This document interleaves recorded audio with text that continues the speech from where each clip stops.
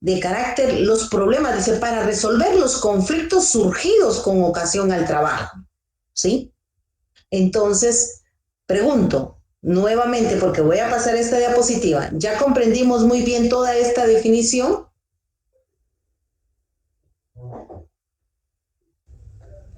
Así es. Sí, licenciada. Muy bien, gracias Edwin, gracias Samuel. Me imagino que los demás también apoyan la Sí, moción. licenciada. Gracias, Vilma. Bueno, entonces continuemos, pues continuemos, jóvenes. Miren, ya los exámenes creo que ya están programados para la primera quincena de agosto. No hay nada oficial, pero pues esas son las fechas con las que se han celebrado anteriormente. Entonces, por favor, como dicen en otro país, pongámosle candela. Naturaleza jurídica. La naturaleza jurídica del derecho colectivo, procesal colectivo, pues es la misma que tenemos dentro del artículo 14, ¿verdad? En donde el tipo de naturaleza jurídica se reconoce como un derecho público, ¿sí? Entonces, no sé si alguien tiene alguna duda con esto, pregunto. No, licenciada. Estamos bien, ¿verdad? Muy bien. Entonces, dentro de la naturaleza jurídica, pues sabemos que el derecho al trabajo es una nueva disciplina, dice, jurídica autónoma que no debe de aislarse del derecho privado ni del público. En efecto, vemos que los conflictos colectivos de carácter económico-social son dos procedimientos, el conflicto colectivo de carácter económico-social y que el conflicto colectivo jurídico. Estos dos colectivos son los procedimientos para solucionar esos conflictos, pero el Código de Trabajo reconoce dos conflictos. ¿Cuáles son esos dos conflictos? Lo vimos el día lunes. Por favor, ilústrenme. Licenciada, ¿es el individual y el colectivo? Esos son los dos procedimientos que nos marca la ley para solucionar los conflictos. Pero la ley, en el capítulo tercero, reconoce en su momento que hay en este sentido, dos pactos colectivos, con los cuales tanto la empresa como la industria pueden utilizar estos conflictos colectivos, y es ahí pues donde el derecho privado y el público pues tienen ese acceso. ¿Ya se ubicaron todos? Tenemos en el capítulo tercero los pactos colectivos de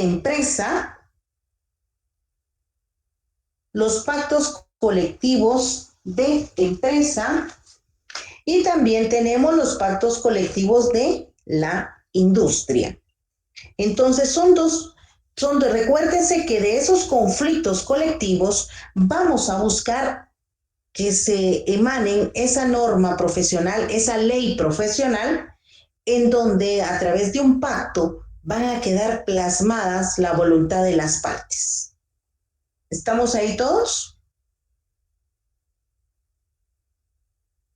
El primer pacto colectivo pues tiene una característica especial, que puede tener la vigencia de 1 año hasta 3 años máximo, y el segundo es el pacto colectivo de industria, puede tener una duración de 1 año hasta 5 años, ¿sí? Recordemos, dentro de un conflicto colectivo vamos a utilizar dos procedimientos específicos para poder resolver esos conflictos. El primero es un conflicto colectivo de carácter económico-social. Y el segundo procedimiento sería el conflicto colectivo de carácter jurídico. De estos pueden emanarse esos instrumentos que en su momento pues van a tener plasmados toda la voluntad de las partes a ese punto de equilibrio que pueden llegar, ya sea por voluntad propia o bien porque un tribunal de arbitraje al final pues lo dicte, que es ese consenso de poder llegar a la solución del conflicto. ¿Estamos? ¿Estamos ahí? Sí, licenciada. Muy bien. Bueno, dentro de la naturaleza jurídica, pues encontramos la forma de poder solucionar en primera instancia, el arreglo directo. ¿Qué se recuerda usted del arreglo directo? ¿O usted ha participado en algún procedimiento como este? ¿O ha visto dentro de su empresa o entidad donde labora que el sindicato pues ha promovido este tipo de conflictos y este procedimiento? ¿Qué se recuerda usted?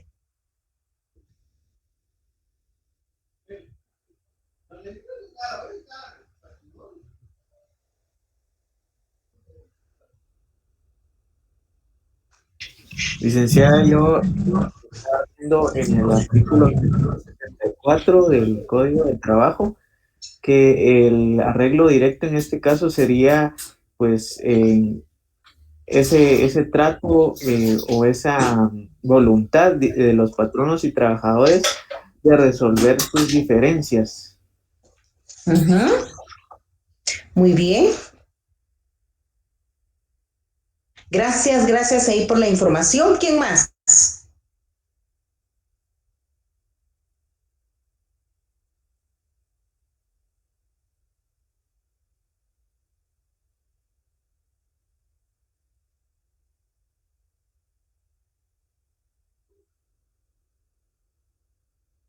Artículo 51. ¿Qué nos habla el artículo 51? Vamos a ver. Donado, no sé si puedes hablar o alguien ahí que nos pueda apoyar ahí con lo que nos menciona Donado. Artículo 51. ¿Qué encontramos en el artículo 51? Todo patrono que emplee en su empresa o en determinado centro de producción, si la empresa, por la naturaleza de sus actividades, tiene que distribuir la ejecución de los trabajos en varias zonas del país, los servicios de más de la cuarta parte de sus trabajadores sindicalizados, está obligado a negociar con el respectivo sindicato cuando éste lo solicite un pacto colectivo. Al efecto, se deben observar las siguientes reglas. Solamente hasta ahí, por favor. Solamente hasta ahí, Lorenz. Gracias. No nos vamos a extender mucho en el artículo. Ya José Donado nos dio ahí un artículo 51 y recordemos que en el 51 tenemos la capacidad de negociar. Por favor, aquí anótele el artículo 51 si no lo tiene anotado. La capacidad de negociar en la vía directa. Capacidad de negociar en la vía directa.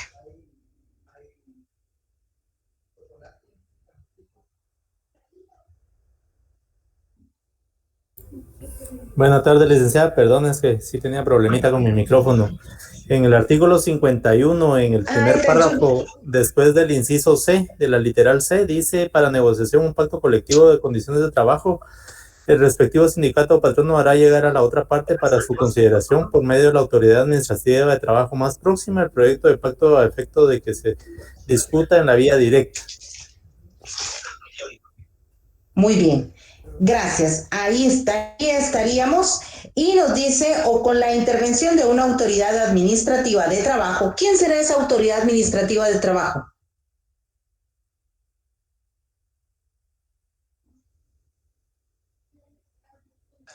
Licenciada, la Autoridad dirección, administrativa. ¿Sí, Rafa? la Dirección General de Trabajo, ¿no? O cualquier otros amigables componedores. Miren qué interesante. Por favor, a este párrafo, si no lo tiene anotado, yo creo que José sí lo tiene, pero si no, por favor, anótele vía directa.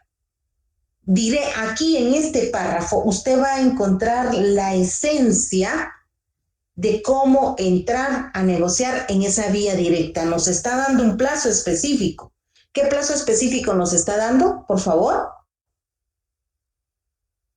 ¿Rafa o José? Si transcurridos 30 días después de presentar la solicitud por el respectivo sindicato o patrono, las partes no han llegado a un acuerdo pleno sobre sus estipulaciones, dice el licenciado. Muy bien, ajá. Terminemos el párrafo. Estipulaciones, cualquiera de ellas puede acudir a los tribunales de trabajo planteando el conflicto colectivo correspondiente para que se resuelva el punto o los puntos en discordia. Muy bien, gracias. Ahí tenemos, en ese párrafo tan importante que nos acaba de leer José, tenemos ya el procedimiento de la vía directa. Ahí usted está asesorando a su sindicato, está asesorando a los trabajadores. ¿Cuál es el procedimiento idóneo para entrar a negociar? Estás negociando directamente con su patrono y advierte. Usted tiene que tener cuidado porque está advirtiendo que transcurrido 30 días después de presentar la solicitud por el respectivo sindicato o patrono, las partes no han llegado a solucionar el conflicto, no han llegado a un acuerdo, pues cualquiera de las dos, tanto el patrono como los trabajadores, podrán plantear el conflicto, podrán plantear ante los tribunales, dice, un conflicto colectivo. ¿Vamos agarrando forma ya? ¿Qué dice? Ahora aquí, recuérdese que en la definición, me voy a regresar un poquito. En la definición decía, para organizar, dice, organizando para el efecto la jurisdicción privativa del trabajo y previsión social, regulando los diversos tipos de procesos. ¿Estamos ahí? ¿Ya vamos comprendiendo aún más la definición? Sí, licenciado. Muy bien. Entonces, por favor, aquí es sumamente importante. En este párrafo, háganle un llamado al artículo 374. Artículo 374.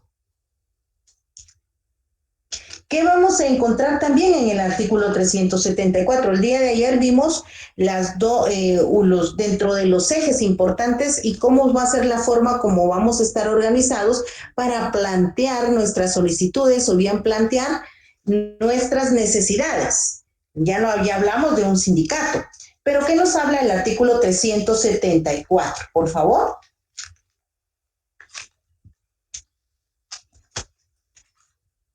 Y en lo que buscan el artículo 374,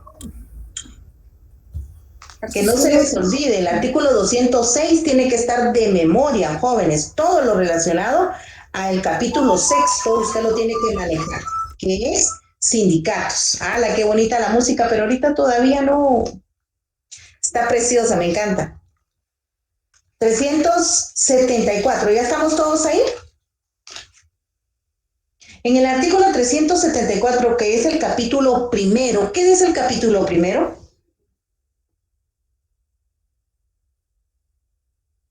Arreglo directo. Muy bien, arreglo directo. Fíjese bien lo importante que va a ser. Todos estos artículos de aquí en adelante va a estar desarrollado todo ese procedimiento que este curso le va a presentar a usted. Todos esos procesos dentro de un conflicto colectivo de carácter económico, social, que usted va a aprender a manejar para poder asesorar, ser asesor de sindicatos. Busca la solución y ayuda, dice, arreglo directo. Miren su diapositiva, busca la solución de ayuda de amigables componedores, lo cual implica que es un trámite voluntario. Ya vimos atrás quiénes van a ser esos amigables componedores. Ahora, por favor, leamos el artículo 374. Artículo 374. Patronos y trabajadores tratarán de resolver sus diferencias por medio del arreglo directo, con la sola intervención de ellos o con la de cualquiera otro amigable componedores.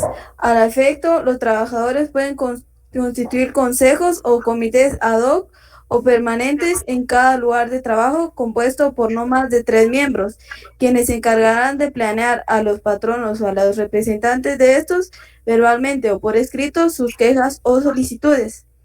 Gracias, Elma. Muy bien. ¿Será que este comité ad hoc es lo mismo que un sindicato? Pregunto.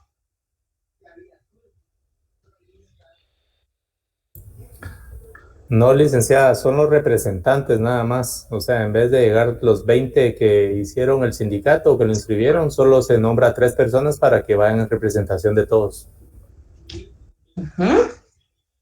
El comité ad hoc.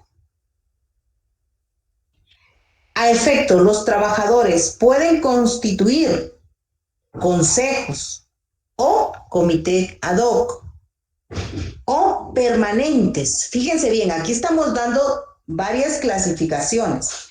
Comité ad hoc es uno. Ese O no dice, no es lo mismo que I, ¿sí? Ojo, mucho cuidado con esa única palabra, o sea, una vocal que está separando. Al efecto, los trabajadores pueden constituir. Aquí la ley le está diciendo, usted puede constituirse para poder pedir. Usted tiene que llenar ciertas formalidades, tiene que constituirse. ¿Cómo? Consejos o comité ad hoc. Consejos o comité ad hoc. Y luego dice, o permanentes en cada lugar de trabajo, puestos por no más de 3 miembros, quienes se encargarán de plantear a los patronos o los representantes de estos verbalmente o por escrito sus quejas o solicitudes. Bueno, aquí ya encontramos y estamos dentro de esa negociación. Vamos a regresar, por favor, al artículo 51. El artículo 51. Vamos a ver. Usted que es tan...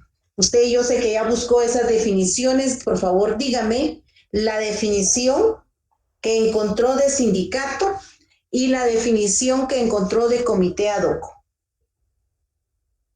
Eso se recuerda que se lo dejé como tarea.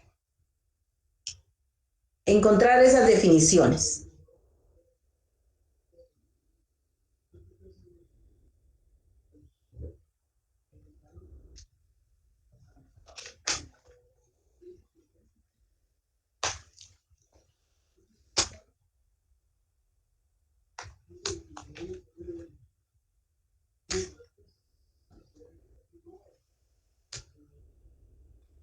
¿Qué pasó? No hicieron la tarea, ¿verdad? Ya los caché.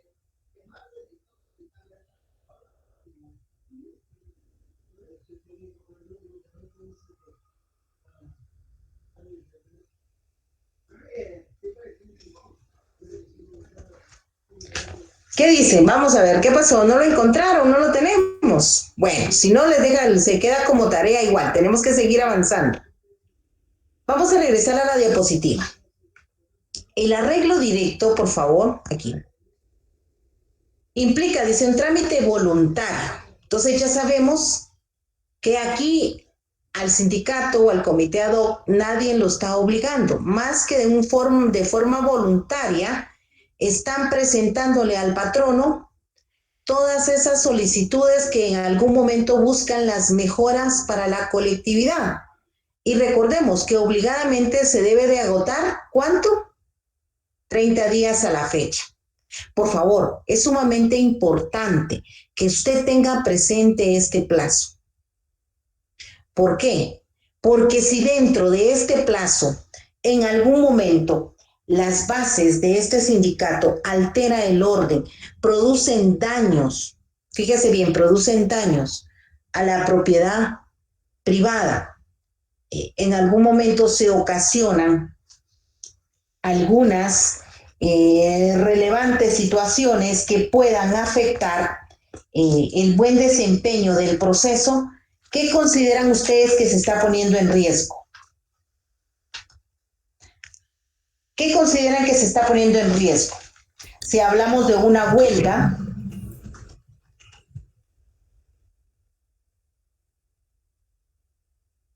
los escucho.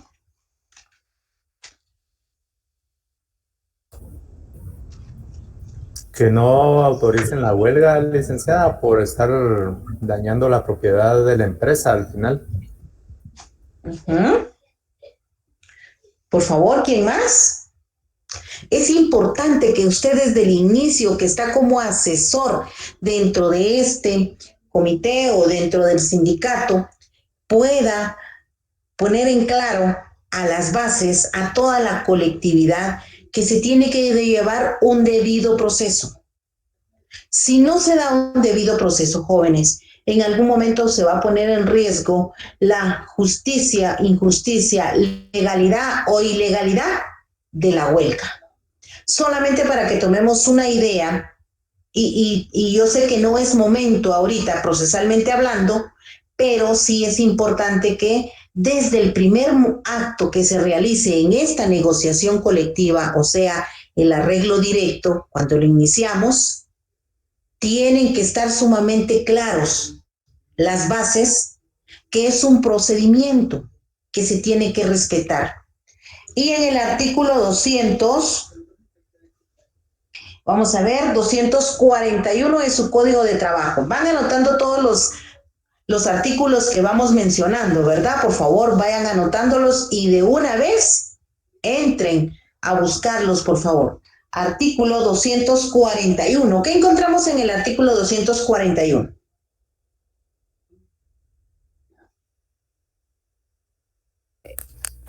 Para declarar una huelga legal, los trabajadores deben, inciso A, ajustarse estrictamente a lo dispuesto en el artículo 239, párrafo primero.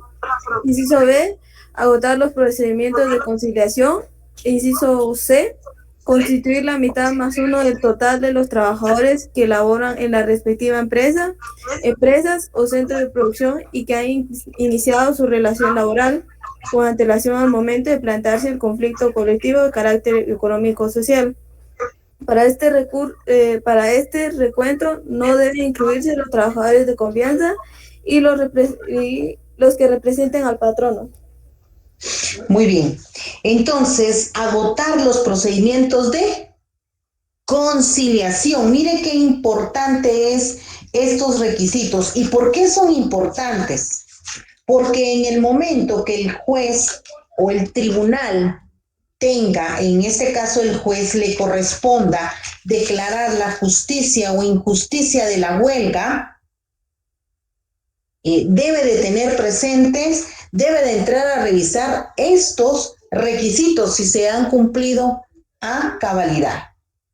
Entonces, por eso usted, recalco, es sumamente importante, por favor, que dentro de su gestión de asesor lleve todos los procedimientos como la ley lo ordena. Si en su momento las bases o algún grupo de trabajadores sindicalizados provocan desorden o alteran el orden, se está poniendo en riesgo esta negociación colectiva que está iniciando con el arreglo directo. Pues aquí menciona que agotados estos 30 días a partir de la fecha en que fue presentada la solicitud o el patrono recibió el proyecto de pacto, por favor, todas las palabras nuevas que usted encuentre, proyecto, vía directa, sindicato, comité ad hoc, busque la definición. Es importante que la busque. Amigables componedores, ¿quiénes son? ¿Cuál es la función que realiza? Y de verdad, jóvenes, no sé si en su momento pues van a tener la oportunidad con el licenciado Marlon de que él va a entrar a dar un concepto explicando cada uno de estos conceptos que tenemos acá. Pero si pudiera ser que sí, que fuera todo lo contrario, él manifieste que usted ya lo tienen por conocido, porque esto es parte pues del curso que ya se aprobó. Entonces mejor adelantémonos para que cuando el licenciado Marlon venga, usted ya está sumamente enterado y advertido de qué significa cada uno de estos conceptos. Entonces, por favor, vaya tomando nota de ellos y vaya buscando la definición. Entonces, aquí nos advierte, dice, la solicitud del patrono ha recibido el proyecto del pacto. Artículos 51 y 78. ¿Qué dice el artículo 51? Pues ya nos hicieron favor ahí de refrescarnos. José nos advirtió del artículo 51, que es en donde estamos hablando de esa facultad de negociar, de ese arreglo directo que inicia en ese artículo. Y encontramos específicamente en el párrafo después del inciso C, en el artículo 51, el procedimiento, que es cómo se lleva a cabo ese procedimiento en la vía directa. Pero aquí tenemos un nuevo artículo, 378. Vamos al artículo 378, por favor. Y ojo, vaya anotando todos los artículos que vamos viendo dentro de la clase. Artículo 378, ¿ya lo tenemos listo?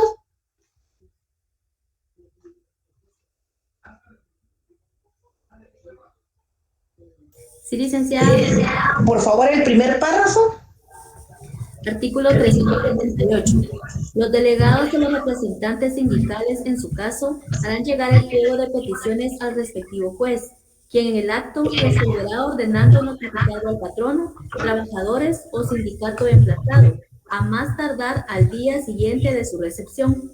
Para el efecto, la parte demandante deberá presentar junto con su solicitud por duplicado el pliego de peticiones para que se proceda en la forma prevista. Muy bien. Entonces aquí, este artículo 378, aquí vamos a, yo le diría, coloquémosles dos números. De esta forma, yo apoyo a los estudiantes para que ellos puedan comprender cómo ordenar el procedimiento que ya inició con el arreglo directo. Recuérdese que ahí, en el arreglo directo, ya iniciamos con plantearle el conflicto, con plantearle el problema al patrono y estamos dentro de esa negociación. Pero aquí, en el entendido de que ya se agotaron esos 30 días, ya pasaron esos 30 días en donde entramos a esa negociación que marca el artículo 51, pues es necesario pasar al siguiente paso, el artículo 378, que en este paso en este primer párrafo vamos a encontrar dos pasos importantes. Yo le tengo el paso 0, que es redactar prácticamente el pliego de posiciones, o sea, redactar esa demanda. Es lo que vamos a encontrar porque dice, los delegados o representantes sindicales, en su caso, harán llegar el pliego de peticiones. El pliego de peticiones va a ser presentado a través de un memorial, a través de una demanda, en donde estamos planteando el conflicto colectivo, recuerden, de carácter económico, social, ¿sí? El conflicto colectivo de carácter económico, social. Y a través de este conflicto colectivo vamos a hacer llegar esta demanda que va a contener el pliego de peticiones en donde el juez respectivo, en este caso recordemos que él es el privativo de la jurisdicción, el de la jurisdicción privativa del derecho del trabajo y previsión social, le corresponde al juez de trabajo llevar a cabo o resolver, dice, notificarlo al patrono y a los trabajadores. A los trabajadores o bien al sindicato. Emplazando. Esa es una nueva palabra y es sumamente importante. Emplazando. ¿Qué consideran ustedes que es emplazando?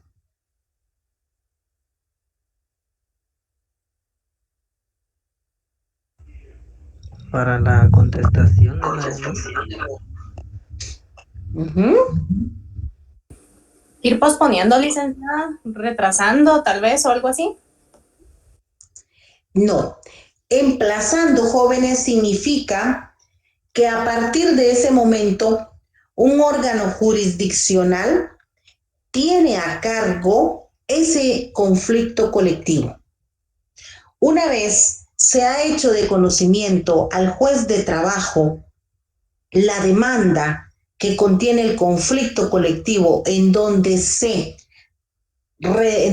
entrega ese pliego de peticiones, ahí es al momento de presentarlo ante el juez, es el segundo paso. Primero, redactamos esa demanda porque terminaron los 30 días, agotamos el plazo, se agotó el plazo en la de la vía directa, en estar negociando entre el patrono y el trabajador. Una vez agotado este plazo, entonces ya las bases de la organización con la que estamos asesorando, pues nos pide que redactemos la demanda. Redactaremos la demanda, que es plantear el conflicto colectivo con su pliego de peticiones, o bien su proyecto de pacto colectivo, en donde se estará presentando al juez. Quiere decir que una vez presentamos esta demanda, este conflicto colectivo al juez de trabajo, a partir de ese momento ya se está emplazando, o sea, el juez de trabajo ya tiene conocimiento de que existe un conflicto colectivo entre patrono y trabajador. Entonces, es aquí donde el órgano jurisdiccional toma el control de ese conflicto colectivo. Y a través de ese pliego de peticiones o proyecto de pacto colectivo, el juez de trabajo entra a conocer la problemática que tienen ambas partes. Entramos aquí a la vía judicial y en ese momento el juez de trabajo entra a conocer el conflicto colectivo y emite la primera resolución de trámite. Esa primera resolución de trámite advierte a las partes, las emplaza. Al momento de decirles advierte, ¿qué significa? Advierte que ya un juez de trabajo, un juzgado de orden de jurisdicción privativa, tiene el control del conflicto. La negociación directa ya terminó. Aquí ya es el órgano judicial que tiene el control. Ustedes han escuchado esos plazos en materia ordinaria, que dice en plazos en materia de trabajo, perdón, que en materia colectiva y en materia de amparo, todos los días y horas son hábiles. ¿Han escuchado esto?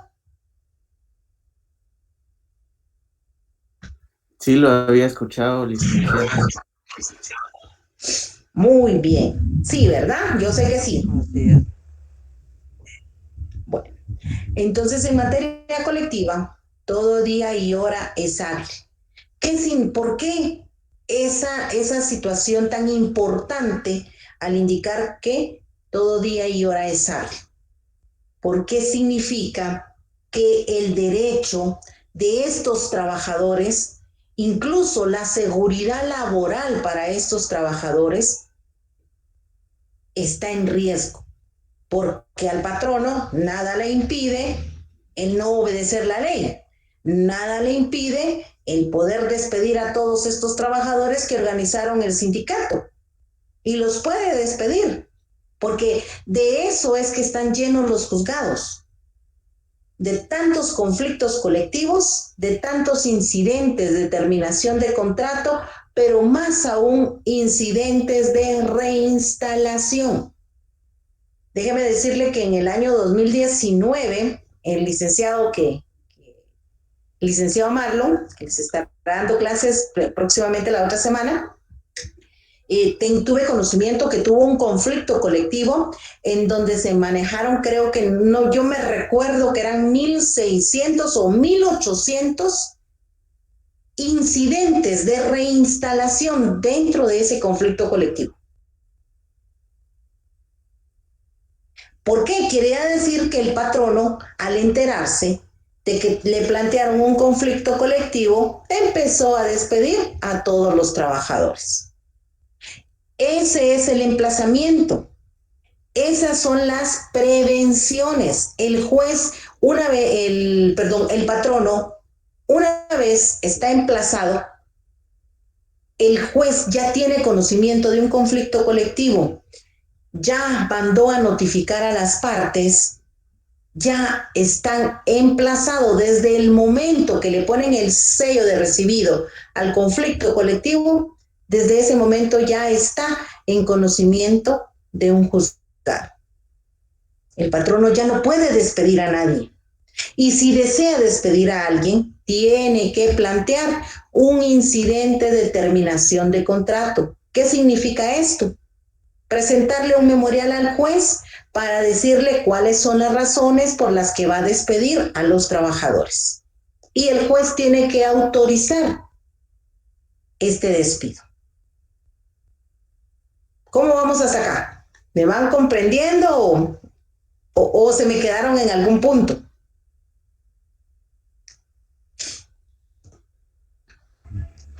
Jóvenes, mucha información para tan poco tiempo. Algo así. Bueno, pero fueron anotando, ¿verdad? Fueron anotando todos los artículos. Miren, tan chulo Gustavo, siempre nos graba las clases y esto es bueno. Gracias Gustavo ahí por el apoyo. Y ahí pues en su momento seguramente les va a compartir el link. Solo para terminar esta diapositiva, porque ya se nos fue el tiempo, de naturaleza jurídica. Entonces, si nos damos cuenta, finalizado el arreglo directo en el artículo 51, el artículo 378 ya nos advierte que una vez transcurrido y agotados los 30 días que ya vimos en el artículo 51, podemos plantear el conflicto colectivo ante un juzgado de trabajo, o sea, ante un juez con jurisdicción privativa que va a conocer en materia de trabajo y previsión social, o sea, un juez de trabajo. ¿Estamos ahí todos? Ahí estamos. Sí, licenciada. Licenciada. Muy bien. Gracias. Por favor, todos los artículos que vimos hoy, todas esas definiciones, por favor, si es importante, vaya y búsquelas. No sé si en su momento, pues, voy a continuar en la próxima clase. Yo creo que el licenciado Marlon pues ya va a retomar el control de la clase, pero si no, pues con mucho gusto pues yo les estaría apoyando.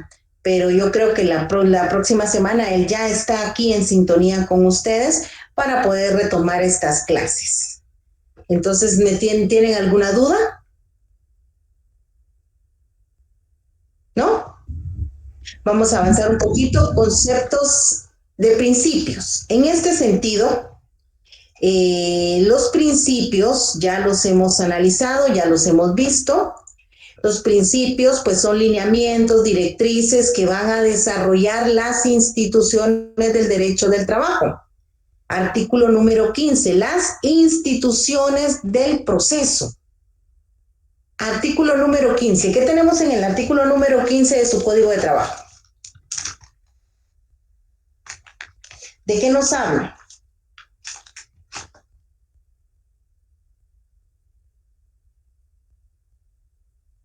La integración de la ley, las fuentes de trabajo. En el artículo número 15 encontramos todas la forma, o sea, ese procedimiento que tenemos para poder integrar otras normas a nuestra norma específica, que es el Código de Trabajo.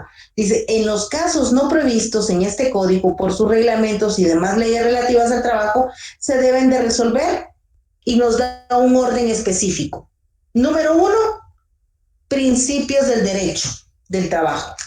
Número 2, acuerdos con la equidad. Número 3, la costumbre o el uso local. Recordemos que aquí hay derecho constitucionario, ¿verdad? Y número 4, estamos hablando de los principios y leyes de derecho común. Todos tenemos ya, hemos estudiado en diferentes aspectos este artículo 15 del trabajo, y es aquí donde encontramos el fundamento legal para lo que son los principios. Y como ya los habíamos hablado, son lineamientos y directrices que van a darle forma a todas esas peticiones que usted va a plasmar en su memorial de demanda. Pues tenemos varios principios protector o tutelar de los trabajadores, usted pues ya los conoce, los maneja. Dentro de estos pues tenemos los considerandos, ¿verdad? Todos los considerandos que aparecen en nuestro Código de Trabajo.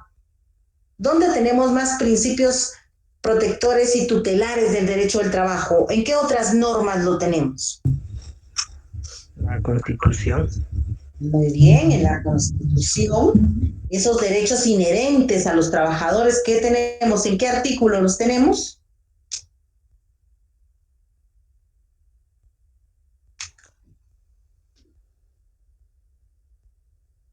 Artículo 102 de la Constitución, que no se les olvide, por favor. Esas, miren, esas tienen que estar de memoria, sabidos. También el artículo 106 de la Constitución, esos derechos irrenunciables a los trabajadores, ¿sí?